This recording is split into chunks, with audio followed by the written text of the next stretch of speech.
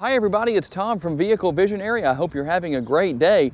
One of you requested a video comparing the Honda CR-V to the Honda Pilot, so today I'm here at Holmes Honda to fulfill that request. And there's going to be a few differences between the two, and we'll talk about those as we work our way through the video. Let's start off with the differences in price. One thing that will contribute to the differences here is the fact that the Pilot is only available with the naturally aspirated 3.5 liter dual overhead cam V6.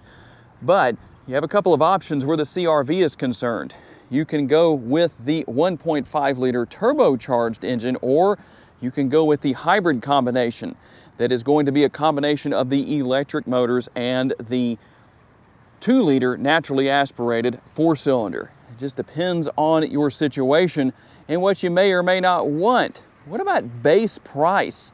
If you go with the non-hybrid version of the CR-V, $29,500 is the base price. If you go with the hybrid, that base price jumps up to $33,350. And one base price for the Pilot, $36,300. And in the interest of fair reporting, the CR-V in today's video is the Sport Touring trim level. It is a 2024 model, but there are no changes between 2023 and 2024 because they were fully redesigned for the 2023 model year. The same will hold true with the Pilot, except it is a 2023 model. We're not going to see any changes for 2024. The CR-V is the Sport Touring hybrid, and we're going to have the Elite trim level for the Pilot. As far as both models go, you can opt for front-wheel drive or all-wheel drive, with the exception of the Pilot on the Elite and Trail Sport trim levels. Those come standard with all-wheel drive. And you'll notice a very similar look with the headlight housings, the location of the blinkers. All of that is there. Now, you will have the chrome brow across the top of the front end here on the Pilot. It's a little larger than what we see, a little thicker than what we see on the CR-V, but that really fits the size of the vehicles. Grill's also looking somewhat the same. Again, different sizes. LED lighting everywhere you look, but the one big difference here is you'll notice the extra lighting on the Pilot, the LED fog lights down there on the lower portion of the bumper. You will also find active air curtains on both to help improve airflow, aerodynamics, and gas mileage, even though, again, a little larger on the Pilot than what we see on the CR-V. And a somewhat similar look to hood design. You can see the difference in size as well, as the Pilot is a little bit taller, and obviously going to have a little more length to it than the CR-V. 3 rows for the Pilot as compared, wow, tongue twisted big time. You're welcome to laugh at that if you want to. Put the laughing emojis down in the comments section for that tongue twist. But 3 rows for the Pilot, 2 rows for the CR-V. And you'll see a big difference in the design of the side view mirrors. Although both of these do have the turn signal indicators built in, they are heated, they're power adjustable. Now, in the case of the CR-V, manually folding, you do have power folding side view mirrors here on the Pilot. And in case you're saying, Tom, I don't believe you, those mirrors don't really fold in. Yeah, actually they do. Yeah, I'm just kidding about that. No one's likely asking that question, but I did want to show you the power folding side view mirrors on the Pilot in action. And here under the hood of the Pilot, this is not the Honda VTEC V6 we've seen in the past. This is a new dual overhead cam version, more efficient. It just seems to drive better, or run better, I should say, than what we had before. It makes 285 horsepower, only a 5 horsepower difference, but the smoothness of how the engine operates makes a difference in how this model drives. 285 horsepower, 262 pounds-feet of torque, and instead of being mated to a 9-speed automatic transmission, it is now mated to a 10-speed automatic transmission, specifically tuned for the Pilot. And MPGs here on the Pilot, 19 city, 25 highway, 21 combined, and Honda says you should use 4.8 gallons of gas per every 100 miles driven. In the case of what we have right here, if you had the 1.5 liter turbocharged engine mated to a continuously variable transmission, the horsepower would be 190, the torque numbers would come in at 179. In the case of the hybrid powertrain here, We have 204 horsepower, 247 pounds-feet of torque, mated to an eCVT. And if you want to know why I work out, it's so that I can go right through these two mirrors without having to move the mirrors themselves. Okay, so I moved one and it moved itself, actually. Maybe I need to work out a little bit harder. How about MPGs right here? 40 city, 34 highway, 37 combined, 2.7 gallons of gas per every 100 miles driven. And yes, it's okay to laugh at the mirror experience. And as far as towing specs go, depending on how the Pilot is equipped, whether it's front-wheel drive or all-wheel drive, the numbers range between 3,500 up to 5,000 pounds. And we'll see the same thing with the CR-V, but less towing capability, which is not a surprise. 1,000 pounds on the low end, 1,500 pounds on the high end, and you will find a power tailgate for each model. We'll open that up. In this case, I can use the hands-free feature and show you that. Both models do have that feature. Now, there is a difference here between the two. As far as cargo capacity goes, you only have one set of numbers for the Pilot. We'll start here with the CR-V, 36.6 up to 39.3, up to 76.5 cubic feet. If you go with the non-hybrid version, you will have a floor that can actually change positions up or down and increase cargo capacity. That makes things a little bit easier as far as being able to determine what you can haul back here, what you can't, whatever the situation is. Now, with the CR-V, if you go hybrid, you will not have a spare tire. If you go non-hybrid, you will have a spare tire. Obviously, being that there is no hybrid version of the Pilot, you're going to have a spare tire regardless. Here with the CR-V, we're going to have the connectivity in the rear area here with the 12-volt power outlet and some lighting as well. And just so I can show you, because some might say, well, what do you do to maximize cargo capacity? You're just going to come right here, pull on that release right there, and fold the seats flat. I'll only do one side just to make that easier, but obviously both sides fold down. And when it comes to cargo capacity with the Pilot, 18.6 up to 86.5 up to 87 cubic feet. And again, I'm going to do something similar here to what I did earlier and just show you how to maximize cargo space on one area of the vehicle, one side of the vehicle. Although there are some differences here as to what you can actually do to configure the rear cargo area. And in this case, like I said earlier, since there is no hybrid version, you do have space underneath the floor here with the Pilot. Quite a bit of space to be exact, and the spare tire is located underneath the vehicle. It's not as hard to gain access to as you might think. And one thing I did want to show right here, this is going to work the same way on both vehicles. If for some reason you're saying, I don't like the height of the rear door, all you have to do is change the height. In this case, I'm going to push the door up, the tailgate up, and you can just hold that button down until you hear all of the beeps. You don't always hear a siren in the background like we do right now. I promise that is not part of changing the height of the rear door on your Pilot or your CR-V, but just so you can see how that works. Now you'll notice where it was sitting earlier, and guess what? It's going to go all the way up this time, a very simplistic way to change the positioning of the doors. And on both models, if you want to change the height of the tailgate here, or the rear lift gate as some call it, all you're going to do is pull that down or push it back up to wherever you want it to be. You're going to hold the button down and listen for the beeps. There are the beeps. And I'm going to close that door, and then we'll open it back up. Boy, I tell you what, all kinds of tongue twists going on today, but we're going to do this in one take. So just so I can show you what happens here, while you laugh at me for another tongue twist in the video, there we go. The tailgate goes up to the set height where I put it. Now, there is one thing that you have here on this Pilot on the Elite trim level. It's not on all trim levels, but let's just say that you were going to reach in back here and you had a ton of groceries and you wanted to make one trip into the house, like a lot of us do, right? Let's be honest about that. Well, what are you going to do about coming back out and closing the door? You could use your remote to do that, obviously, and the remotes look the same on both vehicles. This is the remote from the Pilot. You will have a remote start and all that good stuff, but what you'll do is you'll push this button right here, and you'll gather everything up, and then we're going to wait here for a few seconds just so you can see this work. But you wait here, you gather everything up, and I only push that button one time. Now when I walk away, that's what it's called, the walk away feature, you're gonna notice that that power rear lift gate closes by itself.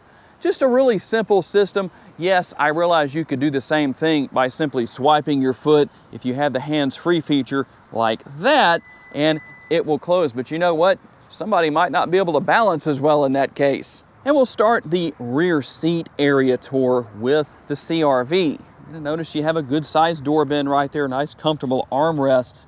And you can recline these seat backs all the way back, as you can see, or put them up in a more conventional position depending on who's riding in the rear seating area. A rear seat pocket found here on the back of the passenger seat, not on the driver's seat, but you do have the dual air conditioning vents and the dual USB ports. Now, a difference here that we will also see is going to be found right here. The conventional size sunroof, that's all that's available here for the CR-V. And look at that, the middle seat from the middle row of the Pilot is on the ground outside. Yes, you can remove that if you so desire. That's what I was really talking about when I talked about the multitude of configurations that you have here as far as what you can do with the interior. And obviously with the Pilot, there's going to be a little bit more space because it's a larger vehicle. The upper and the lower door bins right there. Basically the same thing as far as the comfortable armrests go. And I did reinstall that middle seat here in the middle row. And as far as rear seat passengers go, there is a reasonable amount of leg room, and there is the ability to move these seats back and forth. So leg space can be increased, and you'll find seat pockets, really a lower and an upper seat pocket on the back of both seats here. All the controls for the air conditioners, heated seats back here, or the air conditioning, I should say. This is a tri-zone climate control vehicle.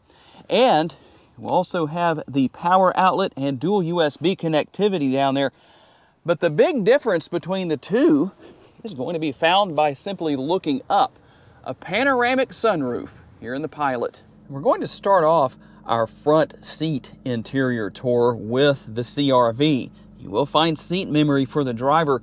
Personally, I believe that should also be available over there for the passenger, but in this case, it is not. And I probably don't need to tell you too much about what else is available here on the driver's side door, but you do have the updated instrument cluster. A very nice look, very clean, definitely a difference from what we saw in 2022 and earlier, and all sorts of information you can work your way through depending on what you want to know about what is going on with the vehicle. You do have navigation right there, and you can go right here and make selections for your driving mode. So let's see what those are. Now we'll start with normal because, well, that's where it's going to default. We'll go to Econ, and then we have snow, and then we'll work our way back up here. And you already saw it. You have sport mode right there. And another change for 2023 is the fact that the infotainment screen is no longer sitting at an angle where, well, glare from the sun could potentially be an issue. Not necessarily always, but you also have wireless Apple CarPlay and Android Auto compatibility. You do have built-in navigation here, so that's a good thing to know. A lot of people ask about that. A big difference that we're going to see between the two, obviously you can have your power flow meter right here and see what's going on with the vehicle as far as that goes, but the difference is going to be found when you put it into reverse. Here are your camera views. This is all you're going to get max on the CR-V, the multi-view rear view camera. Not a bad thing necessarily. You do have the 3 different views, as you can see, very responsive to the touch of your finger, and we'll just take a look through everything else that we have here. As far as vehicle settings go, if you need to change something, well, it's very easy to know what you need to get to because of the nice pictures. The graphics are very clear. A very easy system to use. Now, we do have dual zone climate control here and heated seats. Heated seats only, not the best thing here in Northwest Louisiana, but it is what it is. You'll also have your multiple options for connectivity with USB and 12-volt wireless charging, and obviously some of these things are going to vary from one trim level to the next, but we went on high trim levels based on what was available here at Holmes Honda today. And another big difference you'll see is right here, the conventional style shifter with the CR-V. That's going to be different compared to what we see on the Pilot. You can see that you have your nice large glove box right here, quite a bit of space in there, and then the cup holders. And the center armrest does seem to sit at a decent height here for me at 5'10". Not too bad. Could stand to be maybe a little bit higher, but I can live with that if I was going to buy this vehicle. And a lot of space within the center console. All the controls right here, or the controllers, only one, for the sunroof. And then you'll have your sunglass holder right here as well. But there are some big differences between these two when we hop into the Pilot. All right, I'm going to reach over here and hit the push button start to get everything up and running. And you can already see the difference in the design of the dash, or the instrument cluster, I should say. Both look nice, both look modern, but here on this Elite model, you definitely have what I think is really the best looking of the two. Now, that's purely my opinion. You might have something different to say about that, and that's perfectly fine, but you can see what is there. And basically, again, the same thing that we have here with the door panel as far as the features and functionality. You will have on the Elite trim level seat memory for the driver, but not for the passenger. That is just my personal preference. I think it should be at the price points of these vehicles available on both. So one of those things that just personal preference. Now, you will notice that the infotainment screen basically looks the same here. You will have your built-in Apple CarPlay and Android Auto. Once again, compatibility for those two. Wireless connectivity, that's good. You do have built-in navigation if you wish to use that. And once again, the vehicle settings will look the same as far as all of that goes, but there is a big difference here. Now, real quick, before I show that big difference, let's just take a look at what we have here, another big difference. We do have tri-zone climate control here, but you'll notice heated seats, not just heated seats, but also ventilated seats right there. Yay for ventilated seats when we're heading for over 100 degrees today in Northwest Louisiana. Connectivity, same options, wireless charging pad, but the difference, there is the push button shifter. Some people like it, some people don't. Tell me who you are.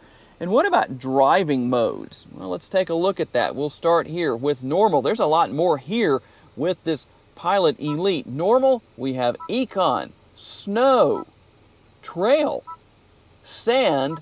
We're also going to have our tow mode, and then we'll work our way all the way back up to the top again. And there is Sport. Now, what is that big difference I was referring to besides what we've seen already? If you push this button here on the Elite or on the Trail Sport, you're going to find you have more camera views and you have that overhead 360-degree view. Very nice look. You have the front and the rear cameras, and here's the thing. You also have a front camera washer on the Pilot. So if you need that, it is there. And we'll take a quick look here at the mirror cameras, or the cameras that are mounted on the side view mirrors right there, as you can see. And then we can go to one more view. So quite a bit going on there. A very nice look regardless. A little more space. You have a space up here to store things, and we'll give the glove box fair time here on the Pilot as well. Both have power seats for the driver and the passenger. But obviously, you're going to have one more control here for the sunroof, because not only do you open and close the sunroof, you also open and close the shade. That is a power shade, unlike the manual shade on the conventional size sunroof over there for the CR-V. And one more thing I do want to make sure I mention. Both have parking sensors, but with the Pilot, you will have the front view camera come on, or the rear view, depending on which direction you're moving, and that 360-degree view, just to make it easier to see what is going on around you. So tell me which model you prefer and why. I know I didn't do test drives in today's video, mainly because the Pilot is actually a dealer trade. It has already been purchased, and when that's the case, unfortunately, no test drives are available. I'll link a couple of videos down in the description, or in the comment section, I should say. I will pin a comment down there to a Pilot Elite and CR-V Sport Touring, which actually will be this very one in the video, where you can see a test drive in videos I've done over the last few weeks. So tell me what you think about these vehicles. Which one do you prefer and why? Hopefully today's video helps you to maybe have an easier time making a decision as to which one is better for you. I have to say a special thanks to my friends at Holmes Honda for loaning me the CR-V and the Pilot for the day. And a special thanks to each and every one of you for being kind enough to give me the opportunity to give you a vision for your next vehicle. If you enjoyed this video and haven't yet subscribed to the Vehicle Visionary YouTube channel just yet, please consider doing so. And if you would like to learn about other vehicles you may wish to consider purchasing, check out the video that's on the screen right now, and I will see you there.